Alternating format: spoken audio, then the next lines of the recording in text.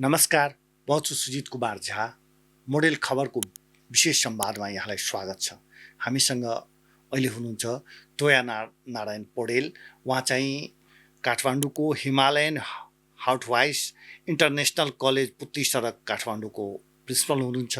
हामी अहिले उहाँसँग चाहिँ संवाद गरेछौँ। धेरै विद्यार्थीहरू अहिले पनि नेपालमा पढ्न चाहिरहेका छैनन्। हुन त हामी कति सुविधा सम्पन्न बनाउन सकेका छौँ या के छ अवस्था लगायतका विषयमा सबैभन्दा पहिला सर हजुरलाई धेरै धेरै स्वागत छ। धन्यवाद हजुर, धन्यवाद। नेपालमा इन्जिनियरिङ कलेजको पढाइको, किनकि हजुर चाहिँ इन्जिनियरिङ कलेज फोकस कलेज हुनुहुन्छ, कस्तो छ अवस्था? नेपालको टेक्निकल एजुकेसनमा नेपालका सम्पूर्ण कलेजहरू नै सक्षम नै छन्। उहाँहरूले नेपालको जुन युनिभर्सिटीको सिलेबस छ त्यो सिलेबसको आधारमा विद्यार्थीहरूलाई भरपुर पुग्ने गरी तयार पार्नु भएकै छ। उहाँहरूको चाहिँ कुनै पनिमा कमी छैन। तर के रह्यो भने कतिपय यहाँ बाहिर के भाष्य बढी आइरहेछ भने विद्यार्थीहरू विदेश गए, नेपालमा राम्रो नभएर विदेश गए भन्ने तरिकाले अलिकति भाष्य सिर्जित गर्न खोजिएको छ। त्यो होइन।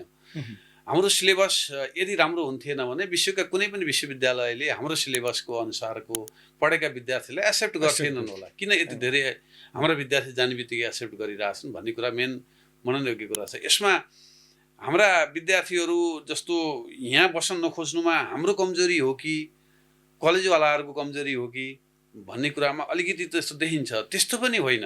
अलिकति राजनीतिक नेतृत्वहरूको जुन माथिबाट बनाउने नेतृत्व तह छ त्यो नेतृत्व तहले राम्रोसँग फोकस गर्न नसकेको हो कि भनेर भन्नुपर्छ। किनभने नेतृत्व त हजुरले कसलाई भन्न खोज्नु? देशको नै नेतृत्व तह हुँदाहुँदै अहिले त हाम्रा 3टा सरकारहरू छन् होइन, केन्द्रीय सरकार, प्रदेश सरकार, स्थानीय सरकार छन्।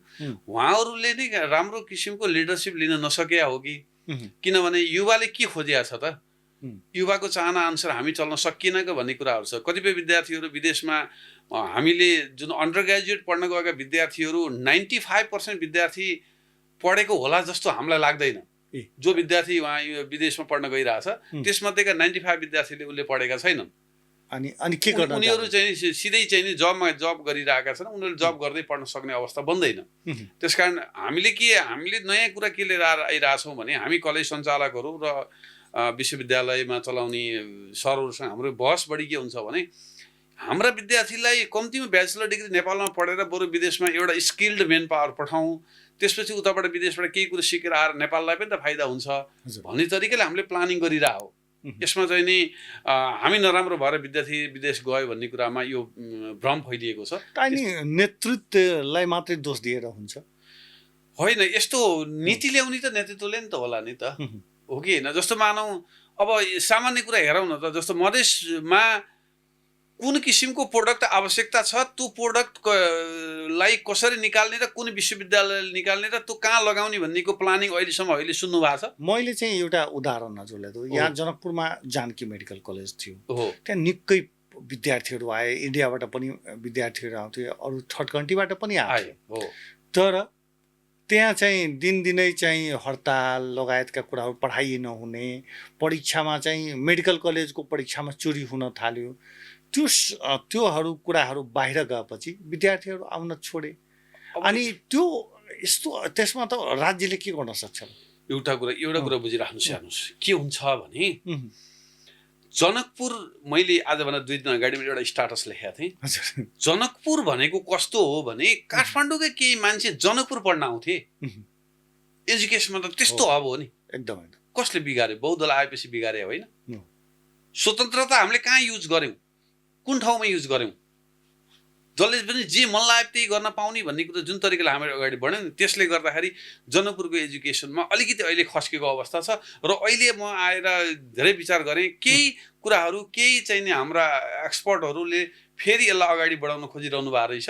एकदम खुसी लाग्यो। जनकपुर जस्तैको यस्तो जानकी मन्दिरदेखि लिएर यस्तो प्रकारको ठाउँमा यो जुन शिक्षाको जुन के भन्छ केन्द्रबिन्दु भएको ठाउँमा हामीले अथवा देशले नै विद्यार्थी जुन प्रोडक्ट निकाल्छ त्यो प्रोडक्टलाई राम्रोसँग युज गर्न नसक्नु यो देशको नै विडम्बना हो। म आज चाहिँ हजुरको क्विज कन्टेस्ट थियो पिएको त्यसमा चाहिँ एउटा चाहिँ प्रश्न आएको थियो। एकजनाले सोध्नु भएको थियो कतिजना चाहिँ विदेशमै गएर पढ्न चाहन्छन्। हो म्याक्सिमम विद्यार्थीले हात उठायो। हो किन मान्छेहरूको चाहिँ यसलाई त सरकारले के गरेको छैन होला।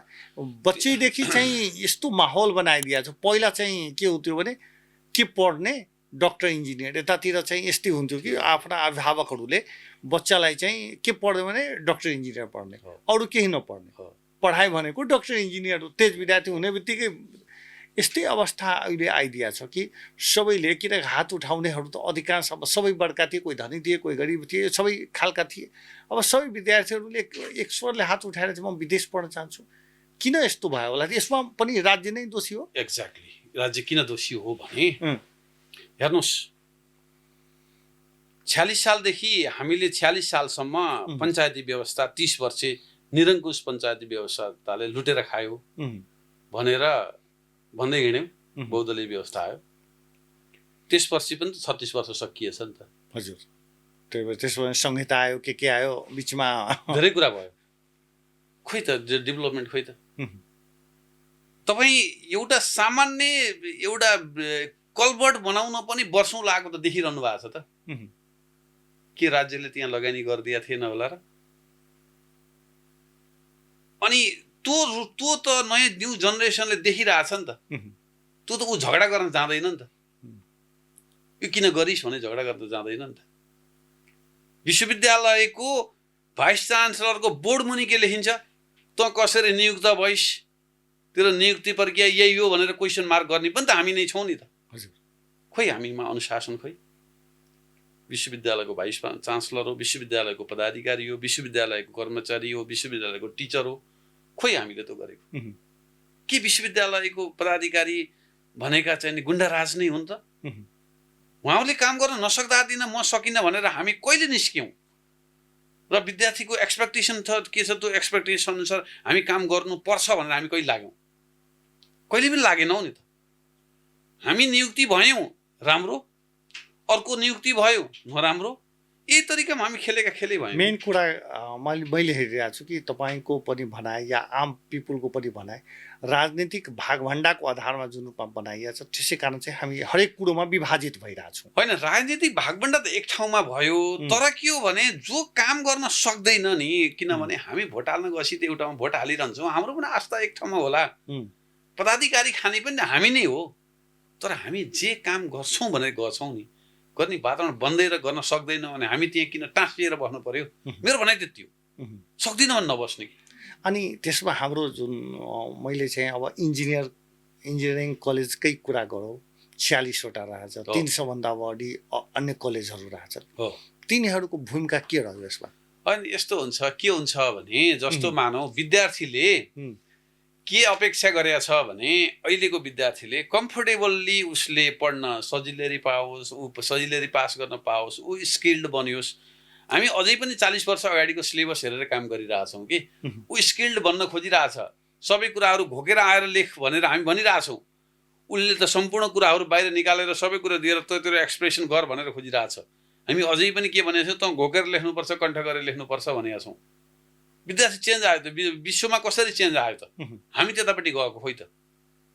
अनि उनीहरूले कम्फर्टेबल खोजिरहेछ, यहाँभन्दा बाहिर सहिलो हुने भयो। र अर्को कुरो के भइरहेछ भने अहिले पछिल्लो आवरमा आएर हाम्रो सोसाइटी पनि यस्तो भयो। हेर्नुहोस्, पहिला हामी सामूहिक परिवार थियौँ, त्यसपछि बुढाबुढी छोराछोरी मात्रै भयौँ। अब छोराछोरी पनि बाबुआमासँग बस्न खोजिरहेको छैन, ऊ पनि इन्डिपेन्डेन्टली बस्न खोजिरहेछ। एकदम कतिपय राम्रा यही देशमा म केही गर्छु भनेर बाबुआमाले यहीँ बस्नुपर्छ भनेर, छोराछोरी यहीँ राख्छु, यहीँ बस्नुपर्छ भनेका छोराछोरीहरू पनि यहाँ बसिरहेको छैनन्। त्यस कारण समाज नै भाँडिसक्यो। अब त्यस कारण यसलाई कन्ट्रोल गर्नुपर्छ, कुनै एउटा मेकानिजम ल्याउनुपर्छ। कन्ट्रोल गऱ्यो भने कन्ट्रोल हुन्छ।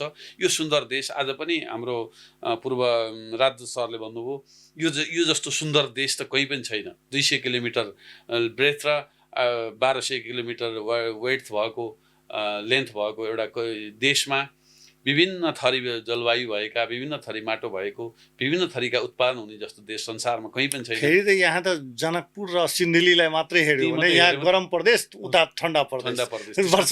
यस्तो किसिमको चाहिँ देशमा, विभिन्न थरी हुने देशमा हाम्रो चाहिँ नि सबभन्दा ठुलो कुरा के हो भने हेर्नुहोस्, कृषि प्रधान देश भनेर हामीले घोषणा गरियो। हामी पनि अझै पनि कृषकका छोराछोरी भन्छौँ। खोइ त कृषि इन्जिनियरलाई हामीले कहीँ काम लगायौँ? हाम्रा कृषि इन्जिनियरका प्रोडक्ट कहाँ गएर छन्? ती प्रोडक्टलाई हामीले कहाँ काम लगायौँ? अनि म फेरि एउटा हजुरले नै राख्नु भएको कुरोतिर म चाहिँ बढ्न चाहन्छु।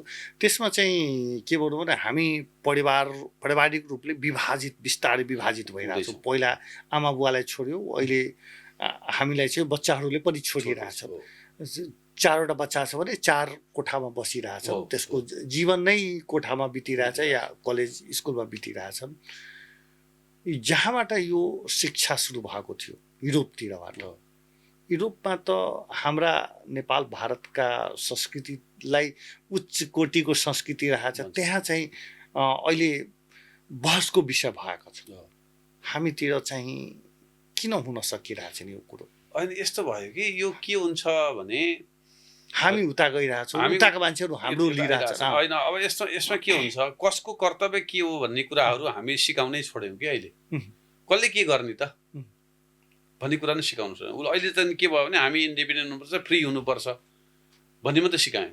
त्यसले गर्दाखेरि यसमा जुन हामीले चाहिँ पहिला नैतिक शिक्षा पढाउँथ्यौँ, अन्य शिक्षाहरू पढाइन्थ्यो, ती शिक्षाहरू कोल्याप्स हुँदै गए होइन। अरूलाई आदर गर्नुपर्छ, सम्मान गर्नुपर्छ भन्ने कुराहरू पनि सबै कोल्याप्स हुँदै गए।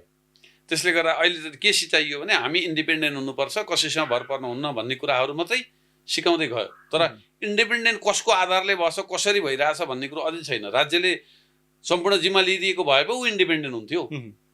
बाबुआमाको सम्पत्ति लिएर गएर बेचेर गएर ऊ अस्ट्रेलिया गएर बसिरहेछ, बाबुआमाको सम्पत्ति लिएर गएर उहाँ चाहिँ फी तिरिरहेछ, अनि ऊ इन्डिपेन्डेन्ट भनेर त भएन नि त। हजुर, हो कि होइन? त्यस कारण यहाँ बसेका चाहिँ नि यदि त्यो इन्डिपेन्डेन्ट हुन चाहिरहेका हुनु हो नै हो, हामी त्यही तरिकाले जाने हो भने यहाँ बसेका प्यारेन्ट्सहरूलाई पनि त राज्यले जिम्मा लिनु पर्यो नि त। अनि हाम्रो देशमा जुन अहिले 46वटा इन्जिनियरिङ कलेज छ, त्यसको अवस्था के रहेछ? यस्तो छ, हामीहरू इन्जिनियरिङ कलेजहरू अहिलेसम्म राम्रै चलिरहेछ, तर यही तरिकाले बढ्दै जाने र हाम्रो केही कोर्सहरूमा, केही चाहिँ एक्जामिनेसन सिस्टमहरूमा, केही करिकुलम डेभलपमेन्टको कुरामा, केही पठन पाठनको कुरामा अझै पनि परिवर्तन नल्याउने र देशमा विद्यार्थीहरूलाई यहीँ बसेर काम गर्नुपर्छ र तिमीले यहीँ रोजगार यो पाउँछौ भन्ने तरिकाले र तिमी रोजगार नभए पनि तिमी स्वरोजगार यसरी हुन्छौ भन्ने किसिमको प्लानिङ हामीले गर्न सकिएन भने यो अझ विकराल रूप बन्छ। अहिलेसम्म त ठिकै छ, अहिलेसम्म ठिक छ, तर पछि गएर चाहिँ यसलाई चाहिँ कसैले ध्यानै दिँदैन यहाँका कलेजहरूमा, किनकि मान्छेहरूको बच्चैदेखि चाहिँ संस्कार बसिरहेछन्। अहिले बहसका विषय, किनकि कक्षाहरूमा पनि 7 कक्षा 8 कक्षामा पढ्नेहरू म एससी गरेपछि उता जान्छु, बेङ्गलोर जान्छु, उता जान्छु। तर तपाईँलाई लाग्दैन कि इन्डियामा पनि यस्तै अवस्था थियो? केही वर्ष यता चाहिँ बेङ्गलोर लगायतका केही सहरहरूले निकै सङ्ख्यामा विद्यार्थी रोक्न सक्यो नि।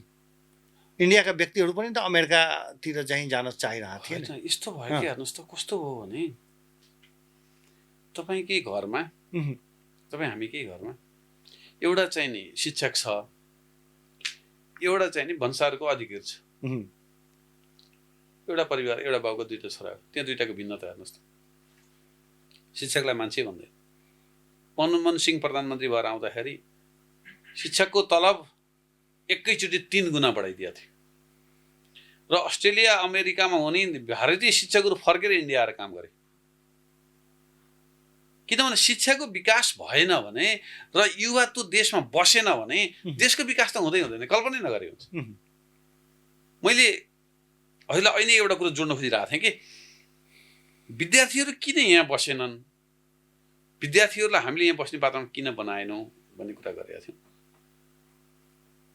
नेपालमा कुन उद्योग धन्दाहरूमा, कुन कलेज खोल्नेहरूमा, कुन इन्स्टिट्युसन खोल्नेहरूमा, कुन कृषि गर्नेहरूमा सरकारले तिमी भएनौ, तिमीले गर्न सकेनौ भने म पछाडि छु कसलाई भनेको छ? कसैलाई भनेको छ? रिक्स तपाईँले कहिलेसम्म लिने? एउटा सामान्य गरिबको छोरोले दुबईमा गएर, मलेसियामा गएर 20 लाख रुपियाँ कमाएर ल्याउँछ र म एउटा कुनै इलम गर्छु, म यसरी सस्टेन गर्छु भने ऊ कन्सेप्ट लिएर आएको हुन्छ। प्लेनबाट झर्दाखेरि एयरपोर्टमा मेरो धरती भने ढोक गरे हुन्छ, आएर 6 महिना बस्न नपाउँदै म फेरि कुन देश जाने हो भने खोज्छ। खोइ सरकारले गरेको। मैले भनेको के छ भने ल ठिक छ, सुविधा सम्पन्न विदेशमा गइसकेका नेपालीहरू फर्काउन सकिएन, सुविधा सम्पन्नमा गइसके त्यसलाई सकिएन, तर जुन गल्फ कन्ट्रीमा कन्ट्रीहरूमा गएर दुःख गरेर गरिरहेका छन् तिनीहरूले यहाँ बसेर तिमीलाई यो काम गर्नलाई मैले के गरिदिनु पर्यो भने राज्य कहिले पछि लाग्यो? अहिले तोया नारायण सर यहाँ खास गरेर धनुषामा सबैभन्दा बढी व्यक्ति गल्फ कन्ट्री गएका छन्। देशभरिको धनुषा महोत्तरीको हो तथ्याङ्क हेर्दाखेरि यहाँ उपलब्धि बनेको पक्की घर हो, 2 तल्ले पक्की घर, गाउँमा पनि जनकपुरमा पनि या यो सहरहरूमा छोराछोरी पढिरहेछन्। उपलब्धि भनेको फेरि पढिरहेको भनेको पढेर उतै जान्छन्, गल्फ कन्ट्री नै जान्छन् काम गर्नको लागि। घरको स्ट्यान्डर्ड बढ्यो, आउँछन् मोटरसाइकल किन्छन्। त्यो बाहेकको उपलब्धि केही पनि भएको छैन। यति जहाँ गल्फ कन्ट्रीमा जति मान्छेहरू श्रम गरिरहेछन् यति यदि यही गर्थ्यो भने यति कमाउन सकिन्थ्यो। है त्यो त हो कि, तर के भयो भने हामीहरूको कल्चर त्यता बसेन के। कुरो भने जस्तो मानौ 10 लाख रुपियाँ खर्च गरेर मैले यो किसिमको व्यवसाय गर्छु, मैले यो व्यवसायबाट म कुनै कारणले कथम कता चाहिँ अनुशासित भएर काम गर्दा गर्दै डुबेँ भने मलाई सपोर्ट गरिदिने छ भन्ने चाहिँ तपाईँले आधारै पाउनु भएन त। हजुर, त्यो आधार नपाएपछि ऊ फेरि अर्को चाहिँ खोज्दैन। त्यस कारण त्यो आधार बनाइदिने भनेको सरकारले हो कि। जस्तो इन्डियामा अथवा युएसमा पनि अस्ट्रेलियामा पनि मान्छे नेपालीहरू जाने बित्तिकै उसलाई चाहिँ नि के दिया छ, सम्पूर्ण सुविधा दिया छ, तर तैँले कमाए पैसा यदि दिनुपर्छ भने उसलाई राति नाङ्गो नै बनाइदिया छ। हो कि सुविधा सबै पाछन्। ऊ बिहान 6 बजीदेखि बेलुका 12 बजीसम्म काम गरेन, उसले खाना नै पाउँदैन। तर के हो भने उसले सम्पूर्ण सुविधा पनि भोगेको छ नि त। हामी त यहाँ त के छ भने हेर्नुहोस्, कतिपय कुराहरू हामी चाहिँ नि बालुवामा तातो बालुवामा पानी हाले झैँ पनि त गरेका छौँ नि त। अब हामी चाहिँ व्हाइट हाउसतिर आउँ। व्हाइट हाउसको अवस्था के रहेछ?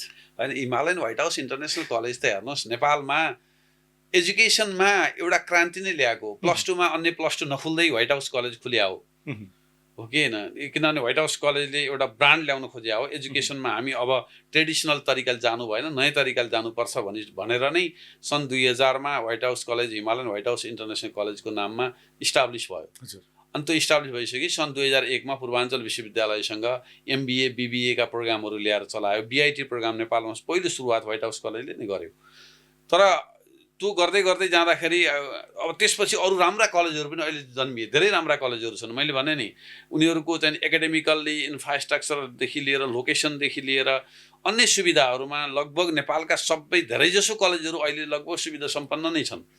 तर अझै पनि समस्या कहाँ छ भने जस्तो मानव विदेशी विश्वविद्यालयका विद्यार्थी, विदेशी विश्वविद्यालयका कलेजहरूमा विद्यार्थीको मार बढी हुने, स्वदेशी विश्वविद्यालयमा कम हुनेमा अलिकति इभ्यालुएसन सिस्टममा कि चाहिँ नि विदेशी विश्वविद्यालयको गलत हो भने हामी गलत हो, तिमी यो तरिकाले जानुपर्छ भनेर मोनिटरिङ गर्नु पर्यो। कि नेपाली विश्वविद्यालयको गलत छ भने तिमीहरूले यसरी जानुपर्छ भनेर मोनिटरिङ गर्नु पर्यो। त्यो मोनिटरिङ गर्ने भनेको कुनै पनि कलेजको कुनै पनि प्राचार्यले गर्ने होइन, कुनै पनि सञ्चालकहरूले गर्ने होइन, त्यो राज्यले नै गर्ने हो, शिक्षा मन्त्रालयले नै मोनिटरिङ गर्ने हो।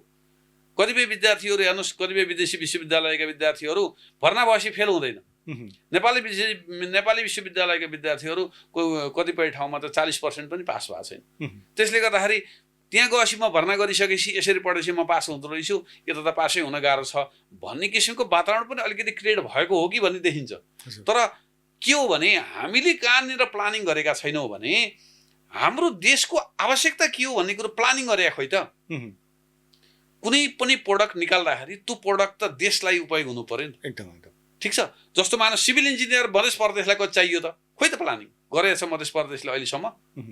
कम्प्युटर इन्जिनियरको चाहिएको छ, लका मान्छेको चाहिएको छ, हो म्यानेजमेन्टका मान्छेहरू कति आवश्यक छ, खोइ प्लानिङ। फल्नाले खोल्यो मैले पनि खोलेँ, फल्नाले खोल्यो मैले पनि खोलेँ, देखासेखीमा बढी भयो। त्यसरी भएन नि त। भनेको मतलब सकिन्छ।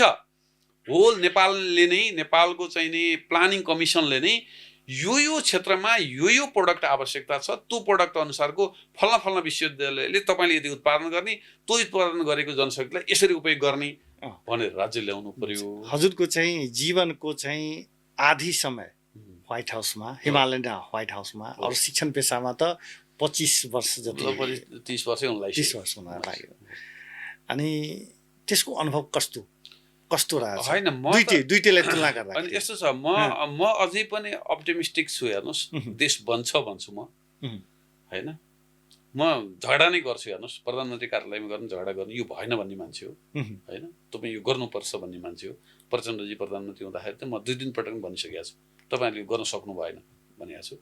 तर के हो भने नेतृत्वले गर्ने वातावरण क्रिएट गर्नु पर्यो, गर्ने वातावरण दिनु पर्यो, हामी जस्ता मान्छेलाई युज गर्नु पर्यो, तपाईँहरूले यो गर्नुहोस् भन्नु पर्यो, हाम्रा कमजोरी छ नि तपाईँहरूको कमजोरी भयो सुधार्नुहोस् भन्नु पर्यो। त्यसकारण देश बन्छ। म अझै पनि हेर्नुहोस्, म त 2058 सालमा डिबी पढेर अमेरिका नगएको मान्छे, यो देशमा बस्नुपर्छ गर्नुपर्छ भनेर बसेको हो। तर कहिलेकाहीँ जस्तो मानौँ राम्रोसँग फस्टै आएको नेपालमा हेर्नुहोस्, बहुदलपछि फस्टै आएको भनेको नेपालमा राजनीतिक दल मात्रै हो। राजनीतिक दल 70-80 वटा राजनीतिक दल भए, तिनका भातृ सङ्गठनहरू भए होइन। तिनीहरूको चल्ने आधार केही छैन, हामी धुपुर धुपुर चलेकालाई आउने थर्काउने गर्ने यसो गर्ने उसो गर्ने त्यही मात्रै भयो। त्यसले गर्दाखेरि अब चाहिँ नि परिवर्तन ल्याउनु पर्छ। परिवर्तन ल्याउनको लागि देशको नेतृत्वले नै अगाडि बढ्नुपर्छ। नेतृत्वलाई चाहिँ हामीले कसरी सहयोग गर्ने हो उहाँहरू भन्नु पर्यो होइन। र सबभन्दा एकाडेमिकल्ली स्ट्रङ हुनुपर्छ। त्यसले गर्दाखेरि मैले त के भन्छु भने जबसम्म देशमा एजुकेसनमा विकास गर्न सकिँदैन र जबसम्म युवालाई देशमा राख्न सकिँदैन तबसम्म देश बन्ला जस्तो लाग्दैन। त्यसकारण मैले चाहिँ नि म त मधेस प्रदेशप्रति नमन गर्छु। मधेस प्रदेशमा स्पेसल्ली जनकपुर भनेको म त हामीले 46-47 सालमा आइएससी पढ्दाखेरि म जनकपुर गएर पढ्न पाए हुन्थ्यो भन्ने हुन्थ्यो, किनभने त्यहाँ पढाइ राम्रो हुन्थ्यो भन्ने सुनिन्थ्यो। तर अहिले पछिल्लो आवरमा आएर केही विकृतिहरू बढी छन् भन्ने सुनिन्छ। त्यसकारण त्यसलाई चाहिँ नि हामीले सुधार्नुपर्छ, केही गलत छ भने सुधार्नुपर्छ। परीक्षा प्रणालीमा अलिकति कमजोरी बढी आइरहेको छ। सरकारी स्कुलहरू कलेजहरूमा पढाइको जुन रूपमा काम हुनुपर्ने हो त्यो हुन सकिरहेको छैन होइन। अब अस्ति भर्खर मैले एकजना माननीयलाई मैले भने पनि तपाईँको क्षेत्रमा एकजनाले राखेको न्युज हेरेको थिएँ, विद्यार्थीहरू बस्न नपाएर भुइँमै बसेको अवस्था रहेछ। तपाईँले के विकास गर्नुभयो मधेस प्रदेशमा? कमसेकम एउटा स्कुल मात्रै बिल्डिङ मात्रै बनाइदिएको भए पनि घरबाट एउटा चाहिँ नि बस्ने कुरा लिएर गएर बसेर पढ्थे होला नि, बिचरा उनीहरूको छाप्रो पनि रहन्छ। त्यस्तो अवस्थामा तपाईँहरू के हेरेर बस्नु भएको छ, के राजनीति गर्नुभएको छ? त्यहाँ विकास गर्नुहोस् न, त्यो जनतालाई दुःख नदिनुहोस् न भने होइन हामी लागेका छौँ भन्नुभयो। त्यसकारण मेरो भनाइ के हो भन्दाखेरि सबभन्दा मान्छेले शिक्षा र स्वास्थ्य मान्छेको चाहिँ नैसर्गिक अधिकार हो। त्यो अधिकारलाई मनन गर्ने गरी प्रदेश सरकार केन्द्रीय सरकारले सबैले सम्पूर्ण क्षेत्रमा जहाँ आवश्यक छैन त्यहाँ नराख्ने, तर जुन ठाउँमा बढी प्रेसर छ, जुन ठाउँमा आवश्यकता छ त्यो अनुसारको डेभलपमेन्ट गरेर नयाँ टेक्नोलोजीलाई युज गर्न सकियो भने, शैक्षिक गुणस्तरलाई इम्प्रुभ गरेर अगाडि ल्याउन सकियो भने यो देश सुन्दर छ, अझ राम्रो बन्छ। अन्तमा खास गरेर कहिलेकाहीँ यो लाग्दैन कि शिक्षा पेसामा नआएको भए अझै सुखसाल जीवन जिउन सकिन्थ्यो? त्यस्तो लाग्दैन। म त हेर्नुहोस् कस्तो हो भने मान्छेलाई कसलाई पुग्यो र, पैसाको आधारले कसलाई पुग्यो र? कसैलाई नि पुगेन नि। तर के हो भने आफ्ना कुराहरू राख्न सक्नु नै सबभन्दा ठुलो कुरा हो। गलतलाई गलत, सहीलाई सही भन्न सकियो भने हामीले पनि त राज्यलाई एक टुक्रा इट्टा चाहिँ थपियो त होइन। जुन पार्टीले गरोस् जसले गरोस् देशको लागि गर्यो भने सही छ, देशको लागि हानि गर्यो भने यो हानि हो गलत हो भन्न सक्ने कोमा म अहिले छु जस्तो लाग्छ। मैले कुनै पनि म सङ्गठनमा अथवा कुनै पनि पार्टीमा मैले अहिलेसम्म काम गरेको छैन। तर राम्रो काम गर्नेलाई तपाईँले राम्रो काम गर्नुभयो पनि भन्छु, नराम्रो काम गर्नेलाई नराम्रो गर्नुभयो पनि भन्छु। तर के हो भने एजुकेसनको विकास गरौँ र क्षेत्रीय स्तरमा प्रदेश स्तरमा आवश्यक जनशक्ति उत्पादन गर्ने गरी त्यहाँका कलेजहरू, त्यहाँका विश्वविद्यालयहरू र त्यहाँको सरकार अगाडि लागेर गऱ्यो भने सायद नबनी जस्तो मलाई लाग्दैन। यहाँलाई धेरै धेरै धन्यवाद। हस्, धन्यवाद मलाई बोलाइदिनु भयो। यस खबरलाई पनि हार्दिक धन्यवाद। उहाँ हुनुहुन्छ Himalayan White House international college पुतली सडक काठमाडौँका प्रिन्सिपल तोया नारायण पौडेलजी। हामी चाहिँ नेपालमा शिक्षाको अवस्था कस्तो रहेछ, मधेसतिरको अवस्थालाई उहाँले काठमाडौँबाट कसरी निहालिरहनु भएको छ, यो बाहेक चाहिँ खास गरेर नेपालमै पढ्ने वातावरण, किनकि शिक्षण हब हुन सक्छ। इन्डियातिरका व्यक्तिहरू आज बङ्गलादेश पढ्न चाहिँ निकै सङ्ख्यामा भारत नेपालबाट विद्यार्थीहरू जान्छन्, भोलि उताबाट पनि निकै सङ्ख्यामा आउन सक्छन्। त्यो वातावरण कसरी बन्न सक्छ, यस्ता कुराहरूमा उहाँसँग हामीले छलफल गऱ्यौँ, उहाँसँग कुराकानी गऱ्यौँ, संवाद गऱ्यौँ र अझै चाहिँ फेरि उहाँ आउनुहुन्छ जनकपुर आउँदाखेरि फेरि पनि हामी उहाँसँग संवादहरू गरौँला। त्यो बाचासङ्घ मोडेल खबरको विशेष संवादबाट म सुजित कुमार झा आज्ञा चाहन्छु। नमस्कार।